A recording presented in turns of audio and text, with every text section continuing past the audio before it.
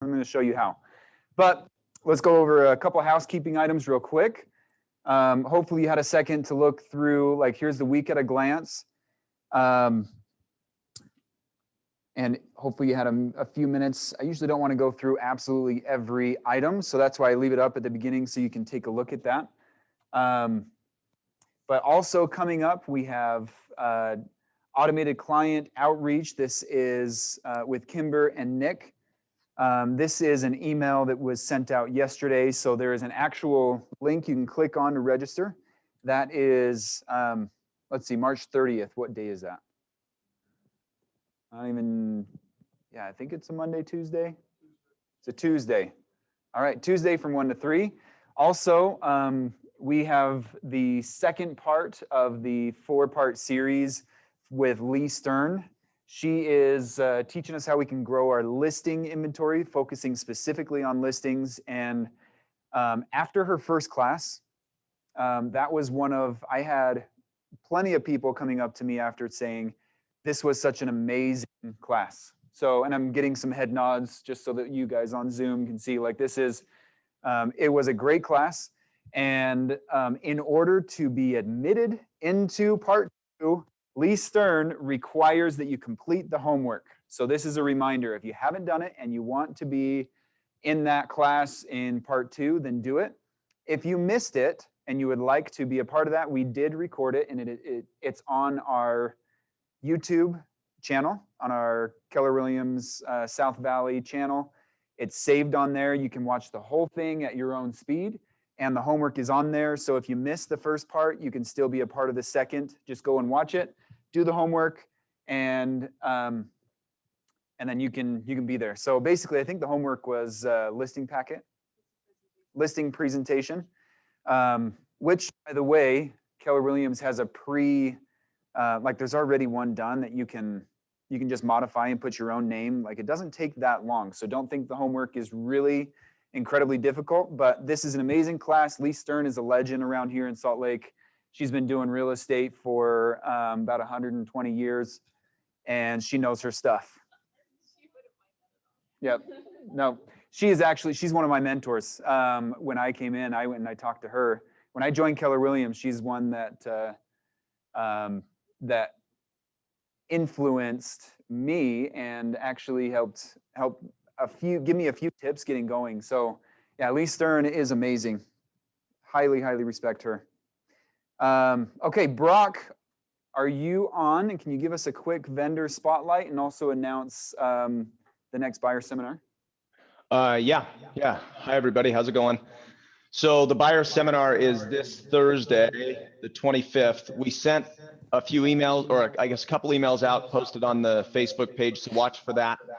We do have several people registered, but of course, the more the merrier. So be sure you're leveraging that. Does anybody have any questions on the home buyer seminar? No. Okay, cool. Outside of that, I think my only spotlight is we're finally finding support on mortgage rates where maybe we're going to start trending a little better. And some insight, we've talked on these meetings a lot about us being the experts and being able to talk our clients off the ledge of the headline news that can for sure influence their decisions to buy or not. Okay, Tracy, I'll send that over. But anyway, it influences what they're doing. And so some information that has recently come out. We're now in a technically positive position. Hopefully it sticks, but the rate markets are going in a positive direction. And most of that is spurred by the national home sales data being down much worse than expected. So in February, home sales were down 18%. Nationwide, with only an expectation of a 6% drop. So that's freaking the markets out. To boot, the Fed came back and said they are not raising rates, which the frustrating thing is the markets are also operating on a lot of headline data. So one little note just to be cautious of over the next like 60 days. Can you guys still hear me? Yeah, okay. Over the next 60 days, we're going to see an interesting trend, which is an anomaly trend. So there was negative, basically negative inflation when COVID first hit for a couple of months. And then we sat stagnant for a couple of months, and then it bounced up significantly a couple of months later. So knowing that the markets and the home buyers are all operating mostly on headline data, we're going to see inflation go well above 2%, which is the Fed's target, which will freak people out. And chances are we might see rates tick up because of that headline data. As long as the Fed continues to support, what will happen, or what is going to happen, is the negative inflation data that hit months earlier than the big bounce up is going to fall off the 12-month average. And so we're going to have these anomaly high months that will show a higher 12-month average than what's realistic. So if you go look at the data, the reality is it's not really moving, but the headline data will say, oh man, inflation is crazy, chances are rates are going up. But then give it a couple more months and we'll stabilize. So those high anomalies will go out of the data as well. And then we'll be operating more on the realistic data. No anomalies from COVID existing in the 12-month trends anymore. And we should level out somewhere in the sub 2% range, like 1.8%. And the Fed is heavily supportive of pumping money into the interest rate markets, supporting lower rates, as long as that is below 2%, which for the foreseeable future, based on current trends, that will be the case. So I think just understanding this, if any of you want more information on it, feel free to reach out. But understanding the technical data behind what's moving our markets and creating the headline news is important for us to be talking our clients through the reality of what's going on, so that we maintain our business going forward. So that's all I've got. Awesome. Thank you, Brock. Thanks, guys. Appreciate that. Anyone have any thoughts or comments on any of what he mentioned? Okay. Thank you, Brock. Thank you. All right, let's get into it. So I want to jump into how we can add another 100,000. The reason why I put that number 100,000, because that seems to be a lot of people's goal. I know for myself, that was like, hey, it's always that round number. I mean, it's never like, hey, I really want to make 90,000 in my life. It's usually 100,000. So this is, let's jump into it. Today, I'm going to fly through a bunch of these slides in the beginning, because this class, what we're going to go over is basically some of the ways to have your mindset around this, some thinking that maybe we have right now in this class or in this market, as well as, and then we're going to jump into the numbers and the strategy behind this. So I really kind of want to breeze through the first part so we can get to the meat of the strategy in there.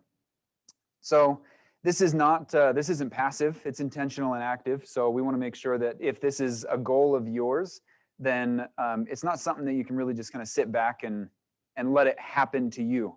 $100,000 in your income doesn't happen to you. It usually happens by a reason. And the way that we do this, so we're setting goals. This is kind of the cycle that we find ourselves in when we're in real estate. We set goals. We've got to do the activities to require that the goals require. We measure results, we track them, measure them, evaluate the process, make adjustments, and then we do it again. And this is the cycle. You keep getting better and better, but it always starts with what? With number one is setting goals. Setting goals, write it down. We've all heard about this 80-20 principle. So 20% of the activities that we do will bring us 80% of the results. So it's getting really focused on what the 20% is. Question. So what's under the hood of a great real estate career that keeps us successfully running and running and running? The answer is lead gen. It's not sexy. This class is not, this is not going to be sexy. It's really simple. If you continue to lead gen, and hopefully that's not a 4-letter word, lead gen, but sometimes we can look at it that way. So there's a class in Keller Williams, and they have coined this term, the 36-12-3. If you've seen this or haven't, this is basically what it is. So if you have a goal to make 36 transactions, 36 transactions in 12 months, 3 hours every day. That's what it takes. So basically, this is the whole goal and the premise behind the 36-12-3. So if this course, so this is actually, I'm taking snippets from a lot of, this course is like a 3-4 day actual course. And so I'm taking a lot of it. Hi, welcome. I'm taking a lot of it and putting it into basically trying to dumb this down into just 20, 30 minutes and then talk through some of the numbers. What's the deciding factor becoming the best? So we look at all these excellent leaders and excellent real estate agents within our brokerage. Is it because they're talented, more intelligent, more motivated, and they have a better personality? Honestly, the answer is no. And some of those things can help, but as we've looked at these panels, the people that have come up here and we've talked about buyers and sellers and so many things, the underlying context behind everything that they said is we just went out and worked. That was a lot of the eye openers that Jared Hansen, when he came and he taught, and he said, yeah, I sold over 100 deals last year by myself. And everyone's like, what's your secret? And I just went to work, right? That's what he said. He's like, yeah, I just worked hard. I worked my butt off. Okay, so there's a few myths that I want to go through. And can I have someone in the room be a volunteer to just read a couple things off of a slide? Who wants to be a volunteer? Okay, so we'll go through the slides. And then if you want to read the myth for me in each one. There are a few tightly held misconceptions about lead generation that we need to put behind us. Myth number 1. Not all leads are good leads.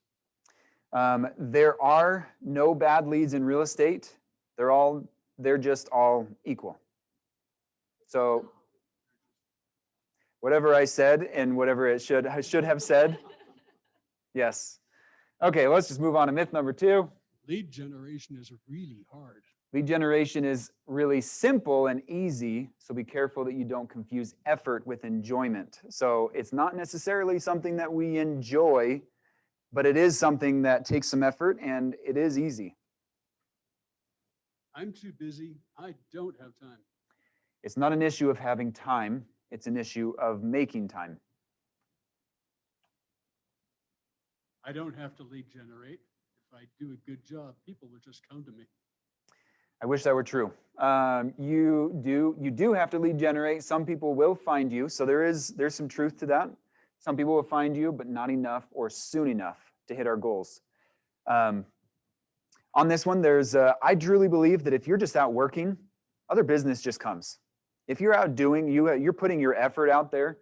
A simple example, real quick, is I was out showing homes and I was working and I was doing this campaign that I had this whole plan on, and then I got a lead. I was standing out in front of a house and I was going to show it, and then just happened to be someone else that pulled up at the house.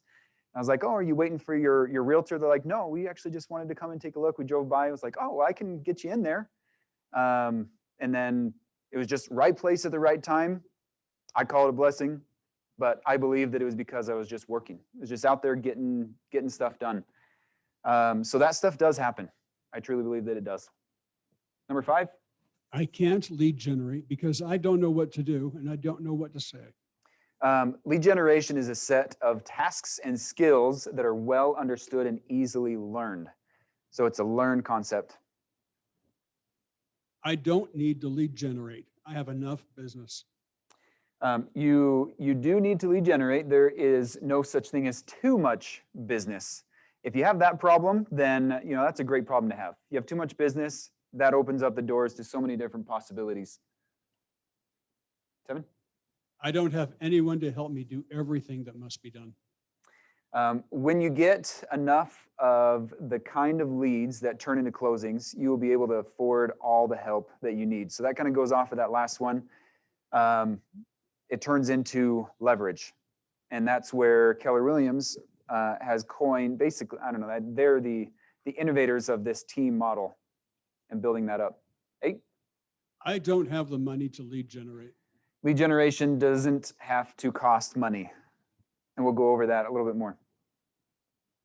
And last but not least, I can't lead generate because I'm not a natural lead generator. No one is truly a natural lead generator.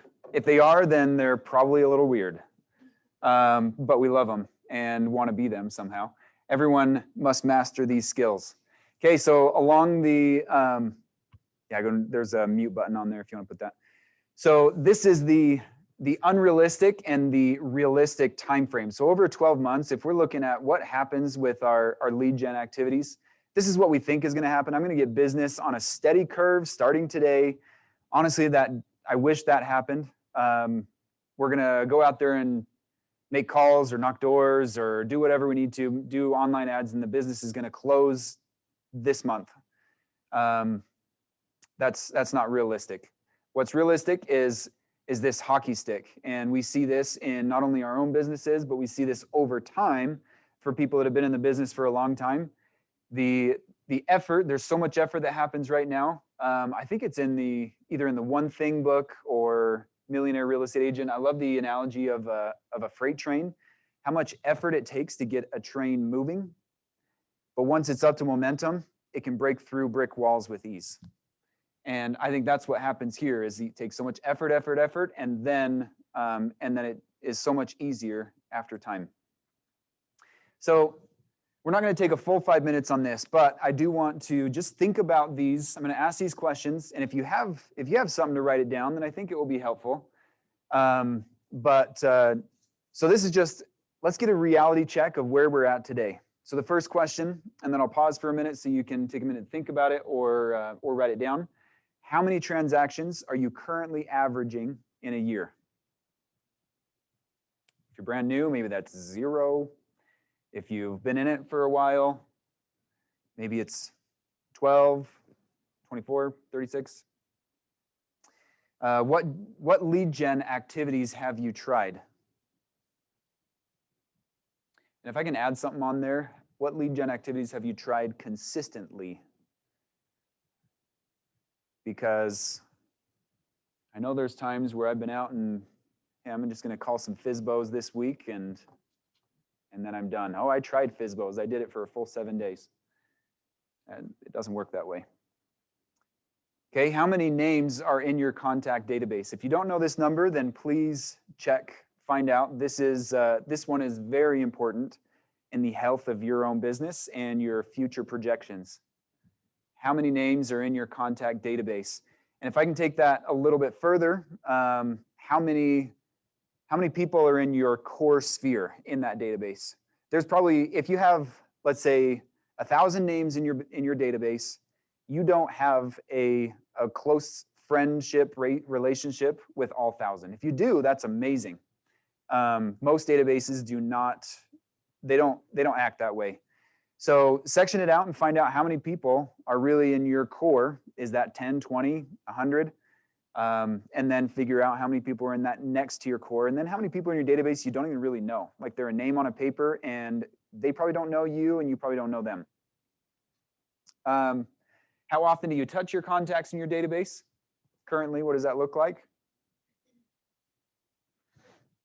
How many hours do you consistently spend on lead generation each day, each week? So currently, what does that look like for you? And then last, what would you change about your current lead generation activities?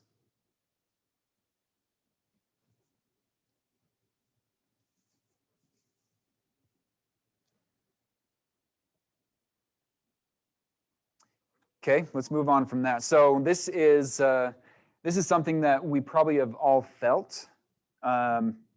If you're somewhat inconsistent in your lead gen, so what happens is you lead gen, you're like, hey, I'm going to hit my goals, and then business starts coming, and then your business starts ramping up, and all of a sudden you don't have time for lead gen, and or you don't make time. Then you stop lead genning, and then your business goes down, and it's this constant cycle that we see. I've experienced it. I know a lot of people that as well that have, and this is very common. The way to overcome this is to steadily lead generate. Not sexy, Really simple. But if you do that, then your closed business will continue to rise, and it won't have this cyclical effect.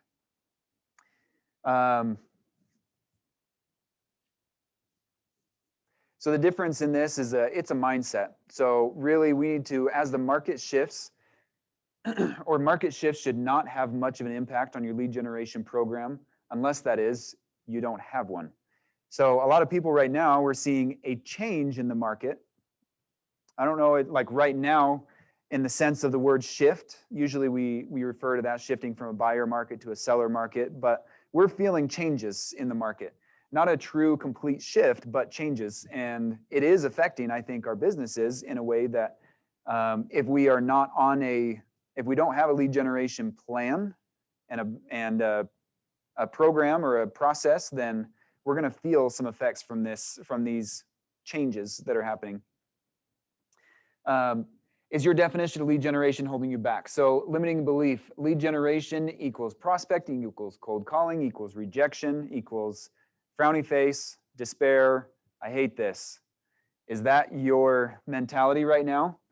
Or do you see lead generation is a business relationship building, it's opportunity, and it is financial independence? So if there's one activity that's going to lead to you sitting on the yacht in the Caribbean at some point, what is that one activity in your mind? Is it sitting by the phone waiting for people to call you, or is it taking action? So there's 4 goals of lead generation. So when you call someone or they call you on a sign call or something, what's the purpose? Get an appointment, get a referral, build a relationship for future business and referrals, and increase your METs. METs is another term for your database. So people that you have some type of a contact and relationship with. So there's 4 reasons in every contact, in every conversation, and these are them. How do you get off that roller coaster? So again, do you have enough leads that if you close them properly, you'd reach your goal? So first of all, we need to figure out what our goal is. We're going to go over some of those numbers in a minute to really break that down. But we need to ask ourselves, do we have enough leads? If our goal is 36 deals this year, then how many leads does that mean? Select, and then to do that, the activities. So select up to 3 lead generation approaches to implement, assess your success, then add to or modify your plan over time. So it's not about looking at everything and trying to do absolutely everything. It's not a jack of all trades type situation. It's whatever is going to fit for you, pick them and really focus and dig in deep with them. Okay, we're going to cover that a little bit more. So the Keller Williams does, they suggest that if you plan on doing prospecting compared to marketing, prospecting is going and seeking the business, and marketing is putting those feelers out there, whether it be ads or a park bench or a newspaper ad, all those old ones as well. Then the business comes to you. So the emphasis is on prospecting. It's our lead gen models should be prospecting based and marketing enhanced. Here's a bunch of ideas for lead generation ideas, ways to get business.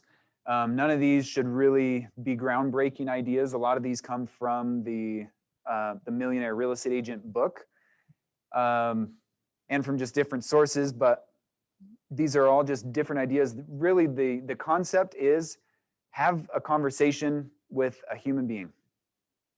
And how are you going to do that? So all of these in some way help you to have that conversation. Okay, so let's get into some of the numbers.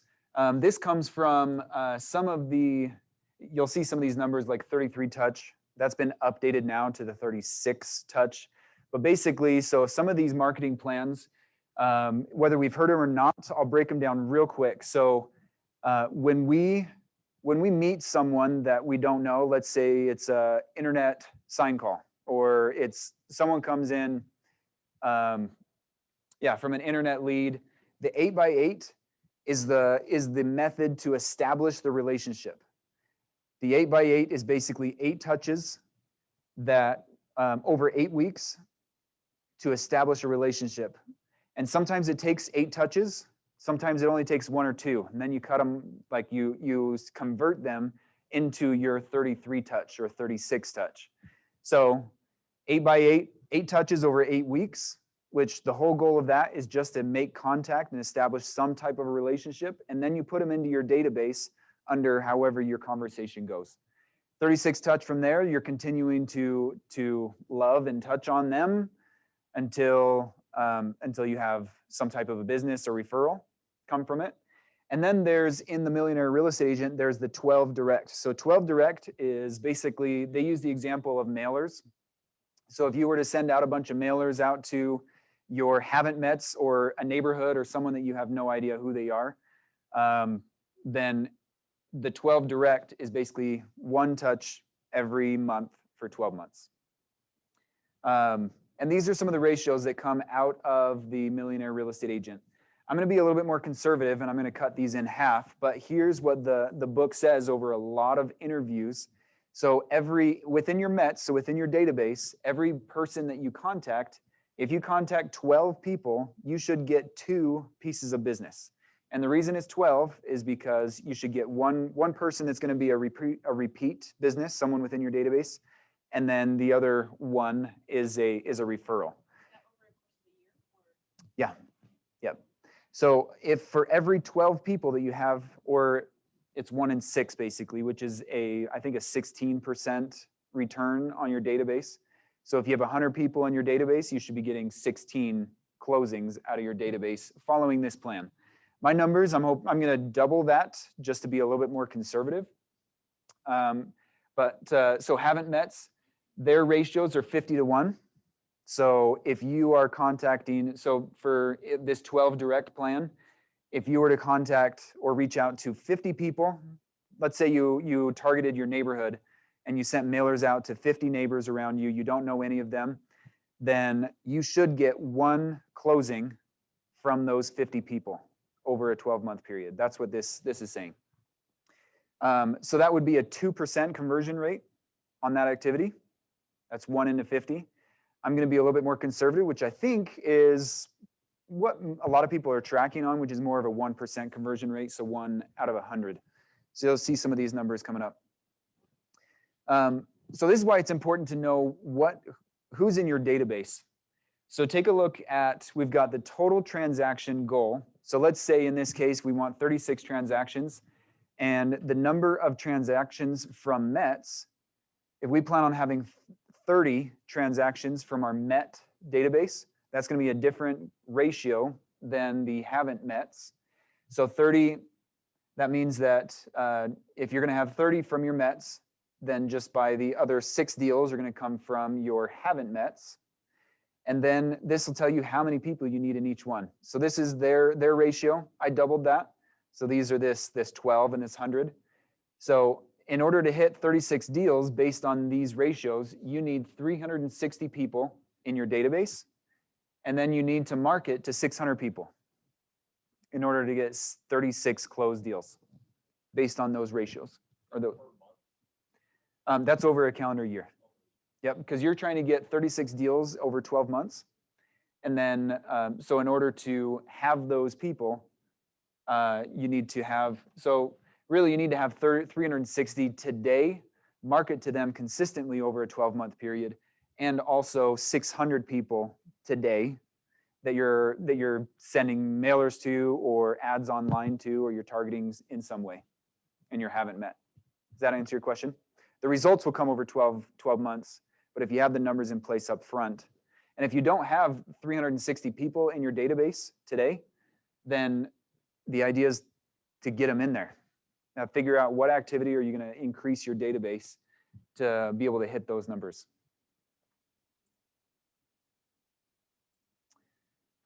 Okay, so here's, it really doesn't have to be too, it's not complicated. So as far as your marketing plan and your strategies to touch your database. So your goals are to target your audience, Target your audience. So identify the people, develop the materials, be consistent and repetitive, and don't overthink it.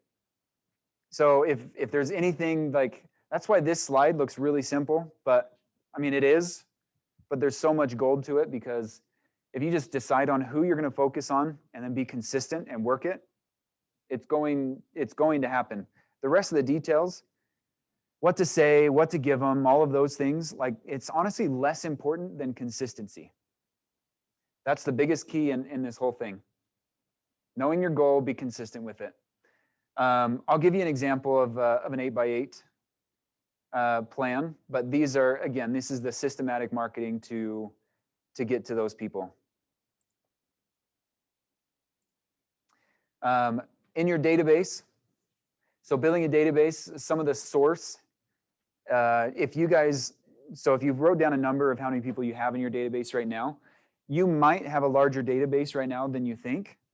And a lot of ways to do that is just go through your phone contacts, go through your Facebook contacts, go through your email contacts, go through your high school reunion book or whatever, go through whatever you have of whatever, I mean, religious, if you're church affiliated, go through your church contacts, find out who you have connections with already.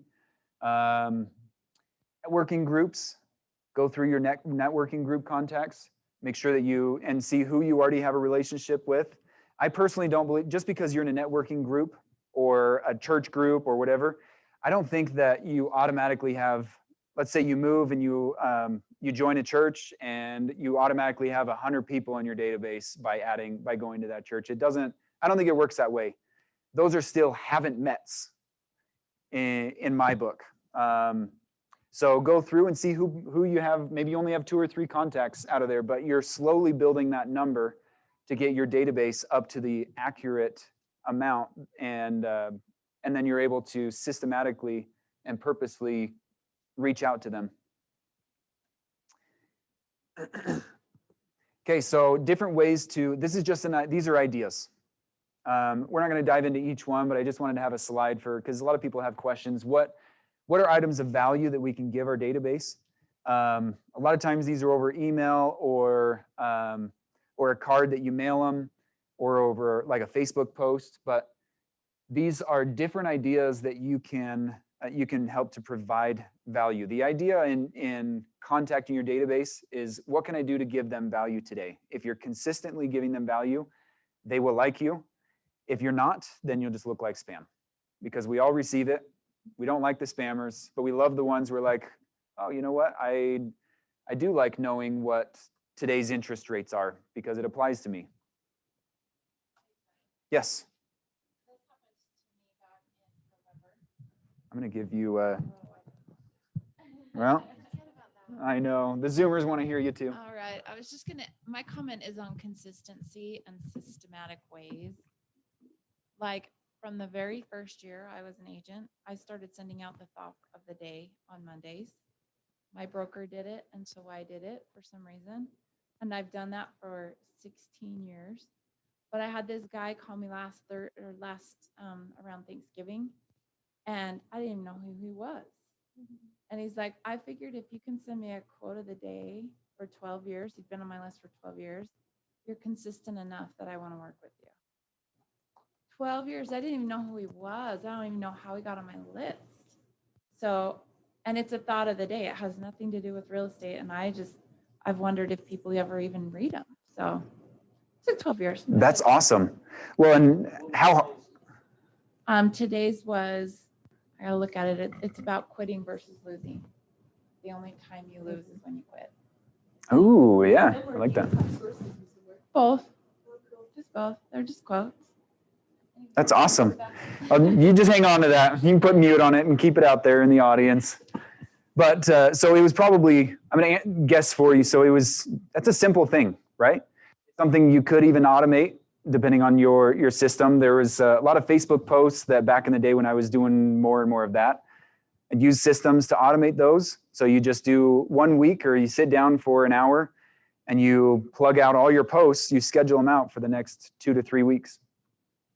It doesn't have to be really complicated. Thank you for that example. Here is an 8x8 plan. So this is with expireds. So we're going to touch a little bit more on expireds, but this is just a sample idea of what you can do for an 8x8, because a lot of people, they wonder, like, what is an 8x8? What things can you do? So you can call them, hand deliver on the first day. The second one is make a telephone call. Third day, send a postcard or letter. And then the day after that, you call. So most of these are every other day you're calling. You're calling to verify that they got the info and just check and see what they thought. Do that over 8 days and it'll be hard to ignore you.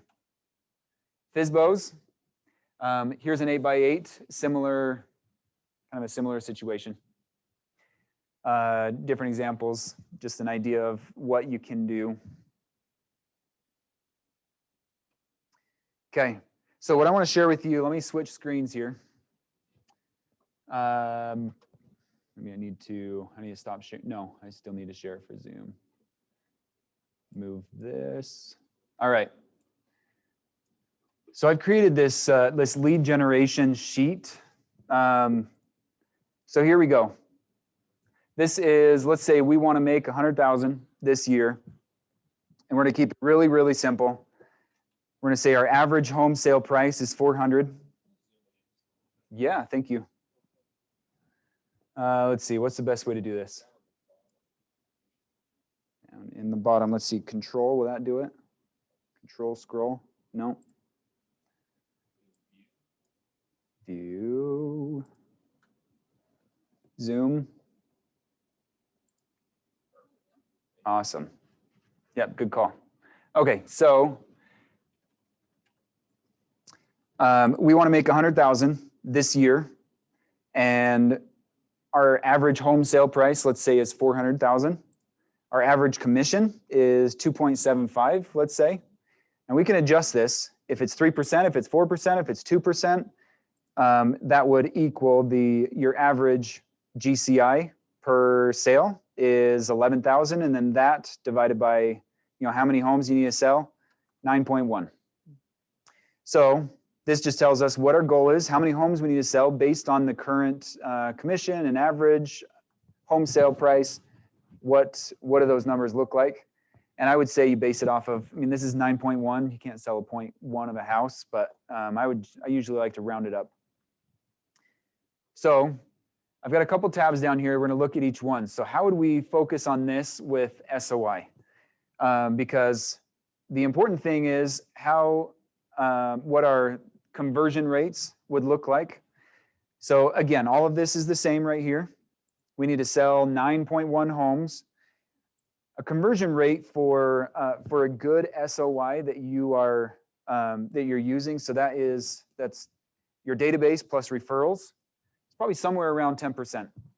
The MREA book, that's 16%. So one in 6, I think is. Let me grab a calculator. Where is that? I can have this up. Move that out of the way. All right, so 1 divided by 6, so 16.6%. So the MREA, after interviewing a ton of brokerages and a ton of teams, they were averaging, that's where they got their number, that 12 to 2 or 1 in 6 is 16%. So we're just saying, let's say you don't touch your database a whole lot and you just do a few things here or there. I really believe that you can get 2.5% return on your database without doing a whole lot. This is like post every once in a while on Facebook and just remind people, hey, I'm a realtor, I'm out here. If on this low end, so let's say in your database, so you need to decide how many people are currently in your database. So let's say that we have 50 people. I think that's a pretty easy number to reach. Most of us would be able to find 50 people. If our database is not up to 50, then we can find them. So we would need another, or the total that we need is 364 people in our database. So the number that we need to add to our database in order to reach this, if we are just going to If we're just going to base it off of this conversion rate, we need to add 314 people to our database. How do we do that? There's different ways. We'll mention that in just a second. If you're average, so let's say you're doing a little bit better and not quite up to speed for the millionaire real estate agent. Again, this is about half. Well, I guess let's just do 8%. So 8% would be about half of what the MREA book was suggesting. And so if we want to sell 9 homes, we would need a total of 114 people in our database. We already have 50. We need to go and find 64. If we're tracking really well with the MREA book and we are asking for referrals on everything, and let's say we have 50 already, we only need 7 more people. We can probably go out and find 7 people today if we needed to. So let's just say that we have 100 people in our database. These numbers, which I think 100 we'd be able to find. 50 is pretty easy. 100, I think we'd be able to find 100 people in our database and they don't all have to be in Utah, by the way. So I grew up in Washington State, in Spokane area. I have a ton of my clothes business comes from people moving from there to here. Every year, I can count several deals that come just from that. And if I didn't let them all know that I'm a realtor here in Utah, then I wouldn't have grabbed any of those. So the important thing. Sure. Yeah, I created this in a way that would be easy. I'm happy to share it out. I can share the slides and I can share this. So that way, if you guys want to play with these numbers and you have different average sale price or commission or whatever, or your goal is, let's say 200,000, then all those numbers, it'll all adjust for you. Okay, so let's say you're tracking average with 8% and you have 100, you only need 14 more people. It'd be pretty easy. So each of these tabs are basically suggesting that this strategy, you're going to be able to add $100,000 based on this one strategy alone. This is not, okay, let's go figure out how to do SOI, online leads, door knocking, FSBOs, and do all of those to add 100,000. You can do that. But I wanted to show numbers based on if you wanted to add 100,000 to whatever business you have right now, then what would that look like? So all you need to pick up is one more of these strategies. Okay, so let's scroll down a little bit. So things to consider, are these quality relationships in your database or are they people you don't really know? This will affect your conversion rates. Are they, like I mentioned before, are they in your core group? Or are they a bunch of people that you just, it's a whole roster. Let's say your church group, it's a roster of church group and you just throw them in your database, but you're not gonna all bug them until you have actually established some type of relationship with them. Your numbers are gonna be different based on your database size. Activities, so you can do your 8x8, you can do your 36 touch, you can do your calls, texts, emails, events. Here's a bunch of ideas on different events that you can do. Pop buys, ask for referrals, social media messaging. So through command, I don't know if you guys knew this, but through command, you can target your own database and you can put an ad out there and target just the people in your database, which is pretty cool. So, okay, hours, block out your calendar. This is going to be the same on each of these tabs, the ways to improve. So the ways to increase that number, you of course have to increase the activity, the number of people you talk to, increase your conversion rate. So increase your conversion rate or the home sale price or your average commission. So you have control over the number of people you talk to. You have control over your skills. You go and you practice your scripts, you practice what to say. You have control over that. Home sale price, I would say that we have control over that. We can go in, if you want to, you can go and target luxury homes. Go target $1 million homes, or go Trent Bright. He sells hotels. He only sells a few, like he sells less than someone else that's going to sell a bunch of homes, but makes a lot of money doing it.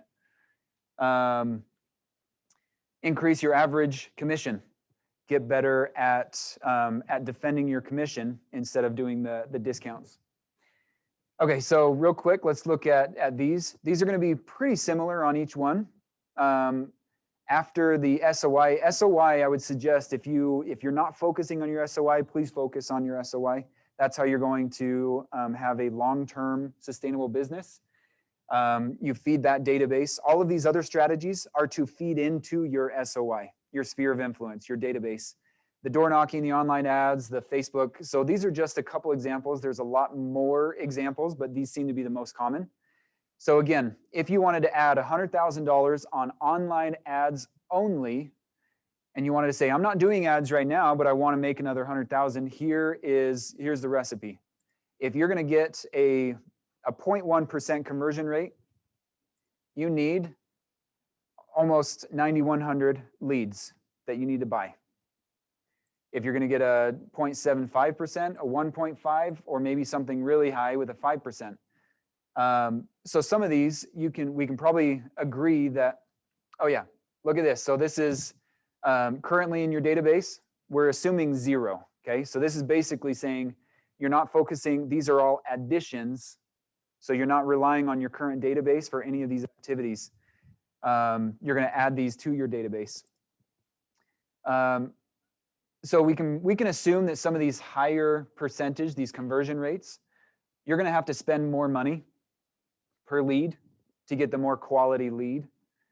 Some of these higher ones, this probably is, this is based off of a little bit more of maybe a Zillow or a Realtor.com type marketing plan.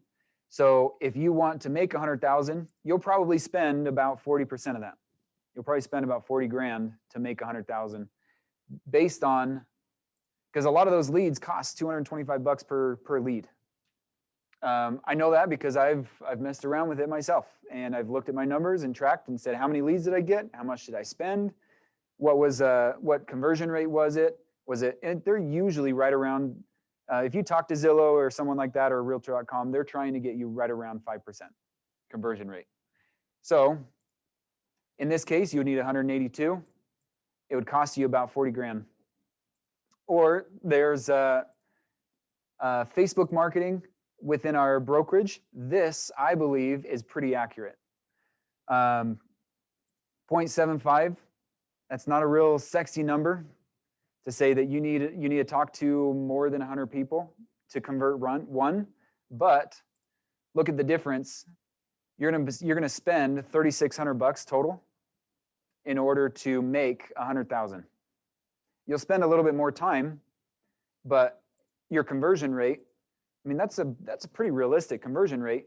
And the dollar per lead, that's actually, in my opinion, it's a little bit high. I'm running a lead an ad campaign right now, and my leads are coming in at 42 cents per lead right now on Facebook, just from a listing that I've got. So and then the leads come in and it's 42 cents per lead. So this, in my opinion, is high. Let's say if we convert that just to 1, you spend 1,200 bucks and you make 100 grand. All you need to do is just spend some time talking to 1,200 people.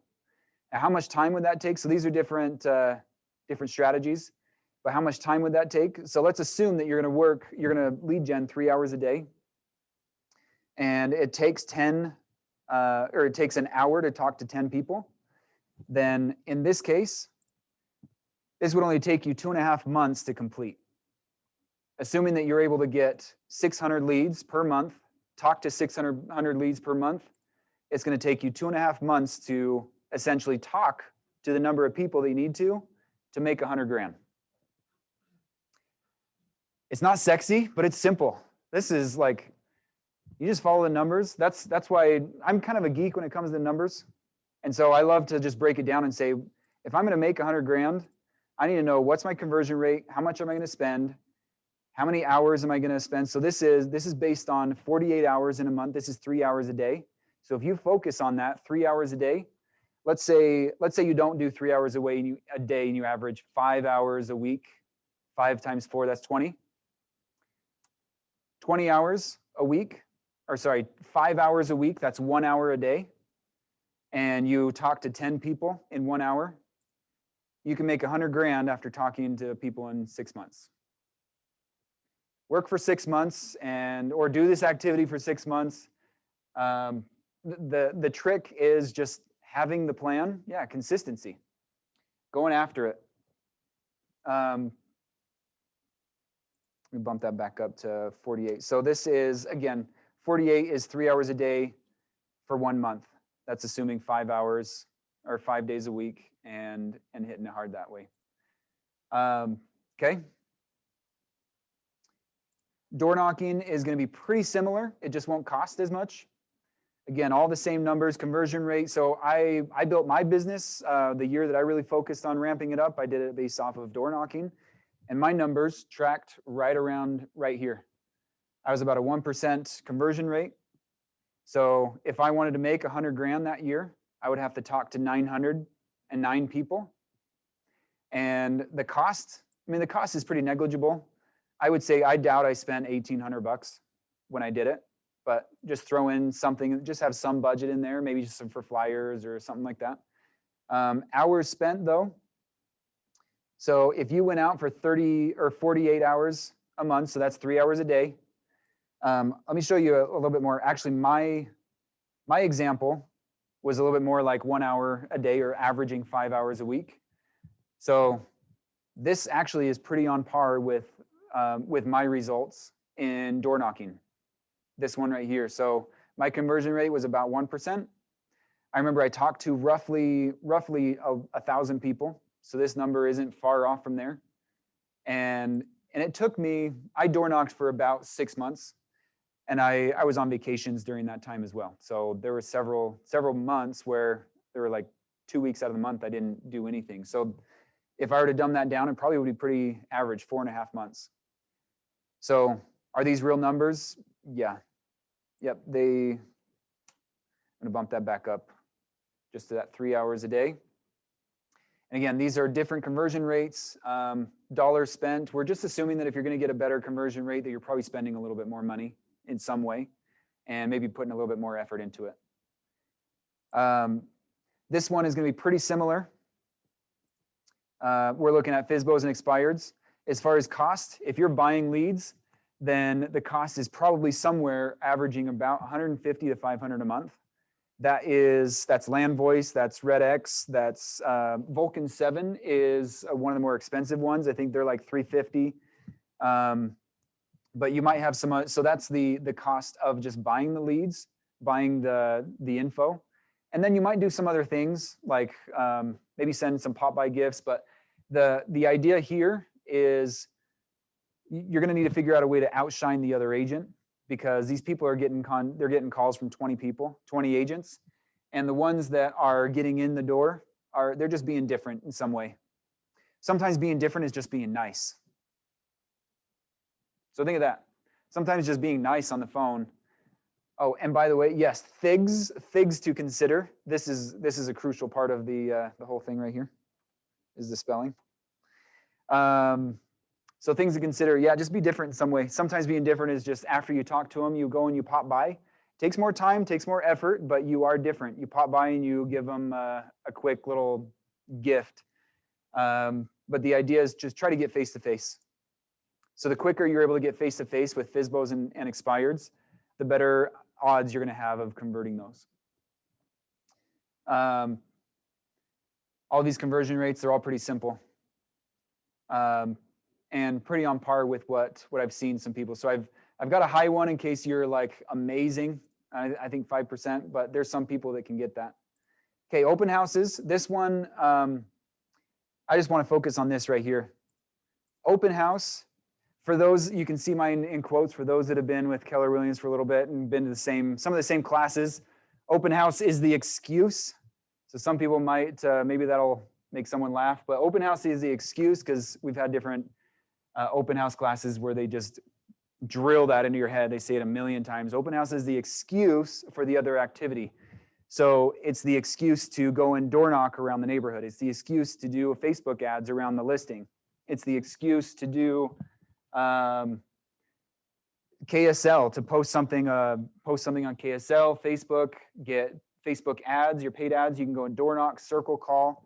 You can contact your database, just another touch on your database so that they know that you've got an open house. It's just for exposure. But these numbers are based off of, let's assume that you're just only getting an average of 4 leads per open house. How many open houses do you need to do based on these conversion rates? I would say some of these numbers are this one I didn't develop as much, but I would say that if you're able to get 4 leads, I'd say you're probably tracking about 25%. So one of those is going to close or going to work with you in some way. And so if we were just to break down that number, let's say you do 1 open house and you get 4, you only need 10 open houses to get 10 closings. So 10, if you're getting 4 leads per open house and then you're converting one of those leads to a buyer or a seller, then yeah, you just need 10 open houses. Maybe that number is generous, but the thing to consider, you can get creative on this. You don't have to only do open houses on Saturday. There's oh my goodness, his name is spacing me right now. The one in Portland, he built his business on open houses. It wasn't Cody. He does it, but he's also there in Portland. Oh my goodness. It'll come to me after. I don't need it anymore. But he focused on open houses. That was it. And then he did all these activities. It was the excuse to get exposure on all these other platforms. But open houses, even if you only did it for the open house alone, you can still close business on an open house. So let's say this number is off by 4, 40. Let's say by 4 times. So let's say you only get 1 lead or 1 closing every 4 open houses that you do. Then you times that by 4 and you need 40. So 40 open houses. And let's say you did 4 a month. 40 divided by 4 a month. Yeah, so you'd be able to get that many leads through those open houses and be able to convert those.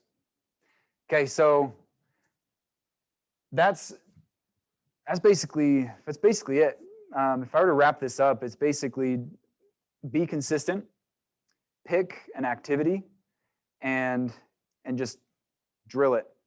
Decide what you're going to do, go hard on it, and then use these conversion rates to decide, maybe I don't know, or I'm not confident in my, let's use a different one. I don't know, door knocking. Let's say I'm not real confident in my door knocking and I think I'm going to get a little bit less. So go out, base your numbers off of a 0.5% conversion rate instead of a 1%.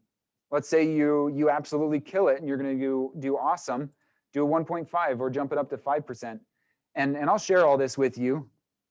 So if you want to, let's say you want to base it off of a 3% conversion, then you can punch that in. And all the numbers will adjust for you. Then all you need to do from there, you've got 1,800 people that you need to talk to.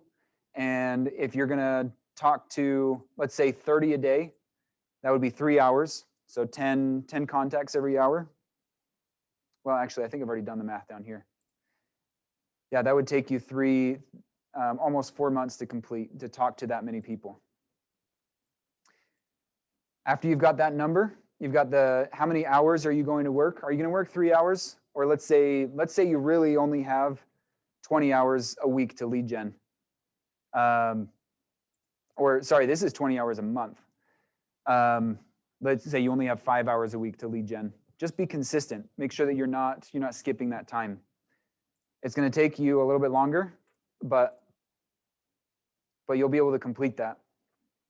So you can choose. The idea here is you can choose your interest rate. You can choose your conversion rate. And then once you have the hours, then please do yourself a favor and block out your schedule. Decide when you're going to do it. When I did my door knocking one, the best times were from 4 to 7, but I wasn't consistent at 4 to 7, so I decided to go out in the mornings and just do from 9 to 12 because I can control my schedule more at that time. So be real with it and decide what you're going to do. I know we went over by just a few minutes, but if we need to wrap up, you guys are welcome to take off. But if there's any questions you have, I'm happy to stick around for a few more minutes and is there anything I can help with, or on Zoom, or are there any chats that we missed?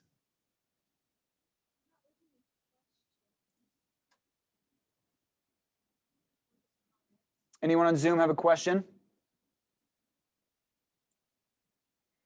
Terry mentioned there at the bottom, if you're running Facebook ads, she can help you and get that platform. By the way, the ads that I just mentioned to you, I did this on Friday. I followed a video that Terry and Carrie and let's see, who else did it? Kimber, they all put together. And I watched the video and I did the video exactly what was on there. And mine right now I checked last night and it was 42 cents per lead. I can check again right now, but it works. Then you just got to go and work those leads. Anyone have any questions? Let's see where you can find that video. So our KWSV dashboard, we have links to all those videos and trainings. You guys can find it there. And if you're having a hard time finding it, then go ahead and reach out to Terry right here.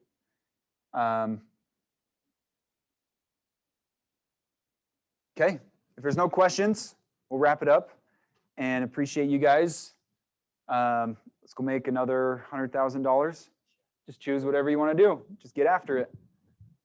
Thanks, guys.